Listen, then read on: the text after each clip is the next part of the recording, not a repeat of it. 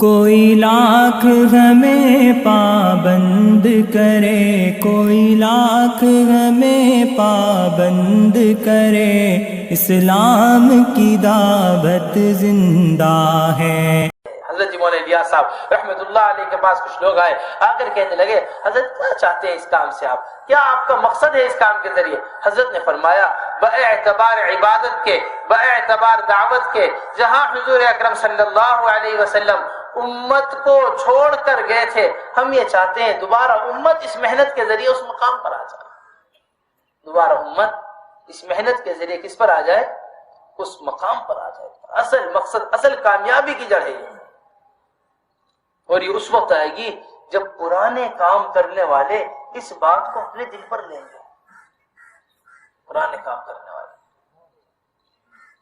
مظاہر حق ایک شرح ہے مشکات کی، اس کے اندر لکھا ہے کہ حضور اکرم صلی اللہ علیہ وسلم کے بعد جتنے بھی طریقے، بڑی اہم بات ہے، جتنے بھی طریقے دنیا میں آئے ہیں دین کی ایجاد کرنے کے، اور ان سارے طریقوں سے کوئی نہ کوئی فائدہ پہنچائے امت کو، ان سارے طریقوں سے کوئی نہ کوئی فائدہ پہنچائے، ان سارے طریقوں کے اندر وہ نورانیت نہیں ہے، ان سارے طریقوں کے اندر وہ نورانیت نہیں ہے جو نورانیت حضور اکرم صلی اللہ علیہ وسلم کے استنجے کے طریقے کے اندر ہے۔ استنجے کے مرقات میں یہ لکھا ہوا ہے کہ اگر آدمی سنت طریقے سے حمام میں داخل ہوتا ہے، سنت طریقے سے حمام سے نکلتا ہے، تو یہ ان ساری چیزوں سے افضل ہے۔ کیوں؟ کیونکہ اس نے ایک راستہ سنت کا اختیار کیا ہے، وہ ایک راستے پر پڑا ہے، اگر دھیمی رفتار سے چلے گا تو بھی ایک دن منزل پر پہنچ جائے گا، تیز رفتار سے چلے گا تو بھی ایک دن منزل پر۔ چھوٹی چھوٹی سنتوں پر عمل کرنے کی وجہ سے بڑی بڑی سنتوں پر عمل کرنے کی توفیق ہوگی، چھوٹی چھوٹی سنتوں کو چھوڑ دینے کی وجہ سے یہ بڑی بڑی سنتوں سے محروم ہو کر گمراہی اور ضلالت میں پڑ جائے گا، گمراہی اور ضلالت میں پڑ جائے گا۔ اس واسطے اصل ہمارا مقصد اس کام کا، اور اس کام کی خاصیت آپ دیکھو ساری دنیا کے اندر کوئی تحریک، کوئی تنظیم، کوئی جماعت ایسی نہیں ملے گی جسے اتنا لمبا عرصہ اللہ تبارک اتنا لمبا عرصہ اس کام کو لے کر چلی۔ امتیازی شان اس کام کی جو ہے وہ یہ ہے کہ کچھ بھی ہو رہا ہو دنیا کے اندر، ہم ان ساری چیزوں سے نظر اٹھا کر صرف یہ دیکھیں کہ حضور اکرم صلی اللہ علیہ وسلم نے اس موقع پر کیا کیا ہے۔ حضرت علامہ شبلی رحمت اللہ علیہ کا مقولہ حضرت ابو الحسن علی الندوی رحمت اللہ علیہ نے ذکر کیا ہے، نقل کیا۔ فرماتے ہیں کہ دنیا کے اندر جتنی بھی جماعتیں اور جتنی بھی تحریکیں ہیں، ان سب کی دنیا کے اندر جتنی بھی اقوام ہیں، دنیا کے اندر جتنی بھی اقوام ہیں، ان سب قوموں کی ترقی آگے بڑھنے کے اندر ہے۔ ان سب قوموں کی ترقی کس کے اندر ہے؟ آگے بڑھنے کے اندر۔ یہ آگے بڑھتی رہیں گی یہاں تک کہ ایک دن دجال پر جا کر، ہمارے نبی فرماتے ہیں کہ ایک دن دجل پر جا کر ختم ہو جائے گا۔ دجال وہ ایک نظام لے کر آئے گا، اور ایک واحد مسلمان قوم ایسی ہے جس کی ساری ترقی پیچھے ہٹنے کے اندر ہے، جس کی ساری ترقی پیچھے ہٹنے کے اندر، کہ یہ پیچھے ہٹتی رہے کہ جس دن یہ پیچھے ہٹتے اپنے عبادات کے اعتبار سے، اپنے معاملات کے اعتبار سے، اخلاق کے اعتبار سے، جتنا بھی دینیات ہیں، جتنی بھی دنیا ہے، ان سب کے اعتبار سے جس دن یہ حضور اکرم صلی اللہ علیہ وسلم پر پہنچ گئی، یہ اپنی اصل منزل کو پہنچ گئی، یہ اپنی اصل منزل۔ ایسا مجموعہ حضور اکرم صلی اللہ علیہ وسلم دنیا کے اندر چھوڑ کر گئے تھے، صحابہ رضی اللہ مجمعین کا۔ حضرت جی مولانا الیاس صاحب رحمت اللہ علیہ کے ملفوظات پڑھ رہے تھے۔ حضرت مولانا الیاس صاحب رحمت اللہ علیہ نے ملفوظات میں بڑی عجیب بات لکھی۔ فرماتے تھے مولانا الیاس صاحب رحمت اللہ علیہ، حضور اکرم صلی اللہ علیہ وسلم امت کو دو چیزوں پر چھوڑ کر گئے تھے، دو نسبتوں پر چھوڑ کر گئے تھے، دو نسبتوں پر امت کو حضور اکرم صلی اللہ علیہ وسلم چھوڑ کر گئے تھے۔ جب تک ان دو نسبتوں پر رہے مستقل ترقی کرتے رہے، جب یہ دو نسبتیں ختم ہو گئی اور نسبتیں ان نسبتوں کے اوپر غالب آ گئی، اس کے بعد سے یہ ترقی ہونی رک گئی۔ ریکنسٹرکشن آف امہ، ترقی ہونی کیا ہو گئی؟ dailymarkers.com۔ دو نسبتیں یہ تھی، ایک ہجرت تھی، ایک نصرت تھی۔ ایک ہجرت، انہی ہجرت کے اور نصرت، ایک مہاجر ہوا کرتے تھے، ایک انصار ہوا کرتے تھے۔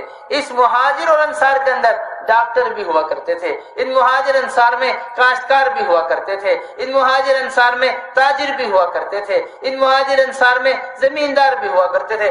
ہر طبقہ تھا صحابہ رضی اللہ عنہم اجمعین، لیکن ان ساری چیزوں کے اوپر نصرت اور ہجرت غالب تھی۔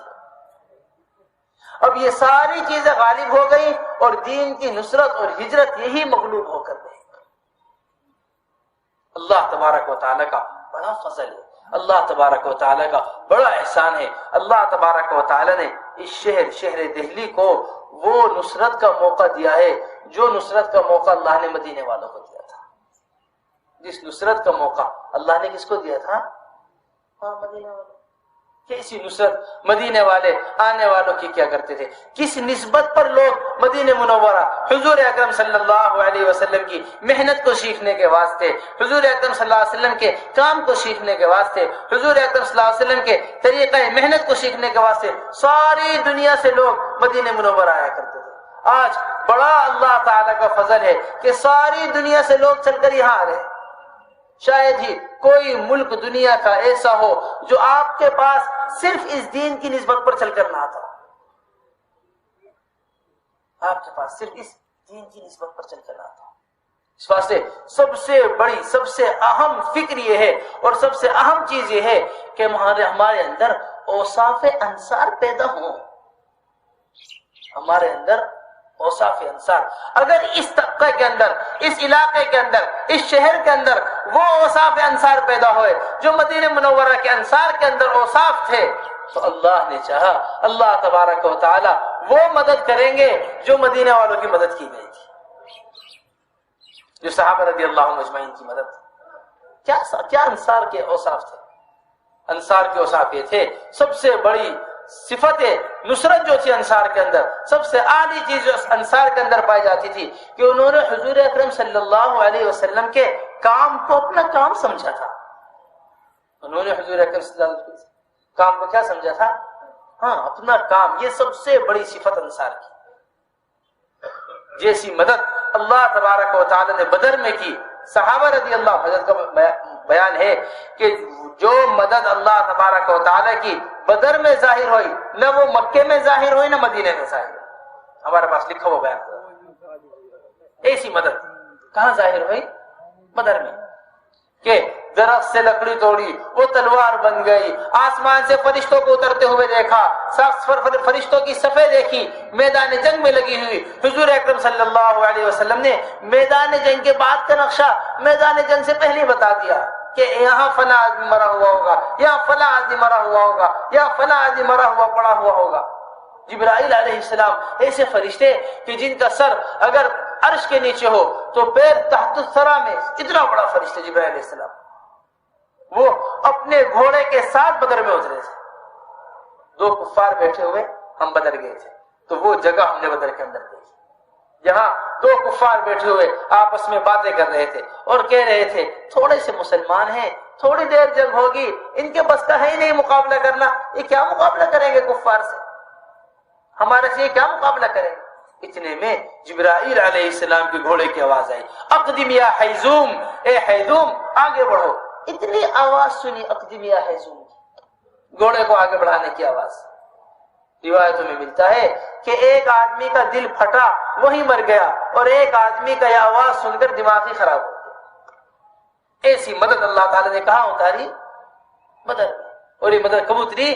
اللہ کے رسول نے پوچھا بتاؤ اب ہم کیا کریں؟ مہاجرین کھڑے ہوئے، یا رسول اللہ ہم تیار ہیں، آپ حکم دیجئے۔ پھر پوچھا بتاؤ کیا کریں؟ پھر مہاجرین کھڑے ہوئے، یا رسول اللہ ہم تیار ہیں، آپ حکم دیجئے۔ پھر پوچھا، پھر اللہ کے رسول نے فرمایا، مہاجرین نے، یا رسول اللہ ہم تیار ہیں، آپ بتائیے کیا حکم ہے۔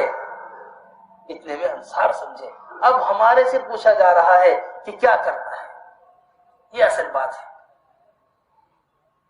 فرمایا انصار نے یا رسول اللہ آپ ہمیں جو حکم دیں گے ہم وہ کریں گے، آپ جہاں تک ہمیں چلنے کے لیے کہیں گے ہم وہاں تک چلیں گے، آپ پہاڑوں سے چھلانگ لگانے کو کہیں گے ہم وہاں سے آپ سے ہم وہ نہیں کہیں گے جو بنی اسرائیل نے موسیٰ علیہ السلام سے کہا تھا اذهب انت وربك فقاتلا انا هاهنا قاعدون، کہ موسیٰ جاؤ تم جاؤ تمہارا رب جا کے لڑے، ہم لوگ تو یہاں بیٹھے ہوئے ہیں، ہم ایسا نہیں کہیں گے۔ یہ کہ ہم ہر تقاضے پر اپنے آپ کو خود پیش کریں، یہ اصل کام ہے، انتظار میں نہ بیٹھے رہیں،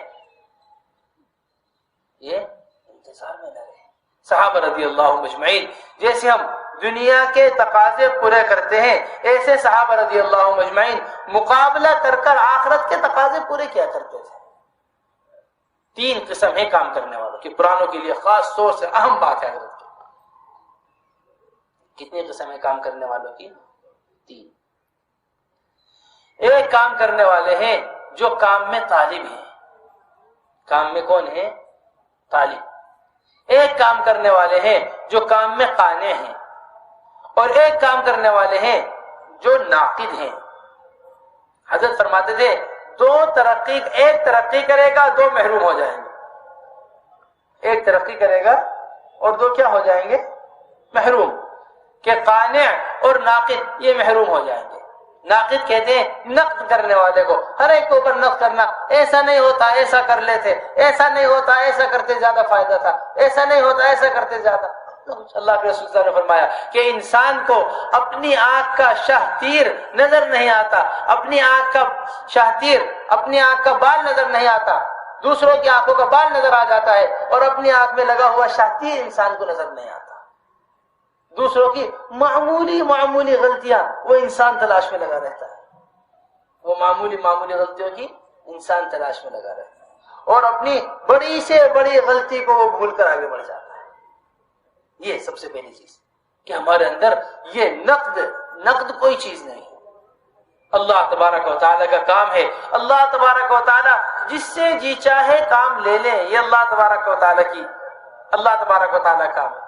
ایک فیکٹری ہوتی ہے، فیکٹری کے اندر فیکٹری کا مینیجر جس کو جی چاہے جو کام دے دے، دوسروں کو حق نہیں ہوتا بولنے کا، تو جب اس فیکٹری کے اندر حق نہیں تو اللہ تبارک و تعالیٰ کے بارے میں کیا کسی بات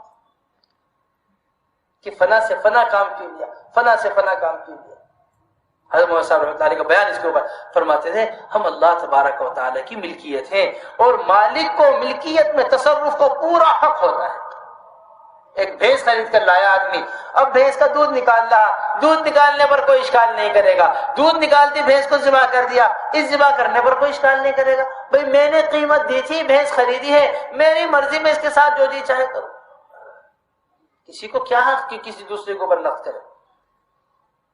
کسی کو کیا حق ہے کہ کسی دوسرے کے اوپر؟ سب سے پہلی چیز کہ ہمارا دل وہ ہر ساتھی کی طرف سے صاف ہو، یہ سب سے زیادہ ترقی کا راستہ ہے۔ حضور اکرم صلی اللہ علیہ وسلم کی مجلس کے اندر اعلان ہوا ان قریب تمہارے درمیان ایک جنتی آدمی آنے والا ہے۔ صحابہ انتظار میں بیٹھے، دیکھو کون جنتی آتا ہے۔ ایک صحابی ہاتھ میں جوتا لٹکائے ہوئے سامنے سے چلتے آئے، داڑھی کے بال پانی سے گر رہا، چلتے ہوئے آئے سامنے سے۔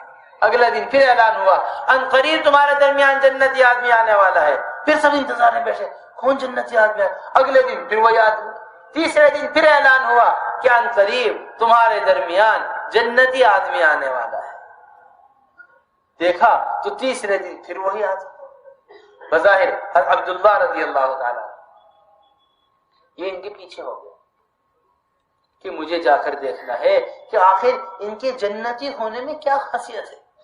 3 دن سے ان کے جنتی ہونے کا اعلان ہو رہا۔ گئے جا ساتھ گھر پہنچ کر کہنے لگے میرے ابا سے لڑائی ہو گئی ہے، میرے والد سے لڑائی ہو گئی، میں چاہتا ہوں کچھ دن آپ کے ساتھ رہوں۔ اور اصل نیت یہ تھی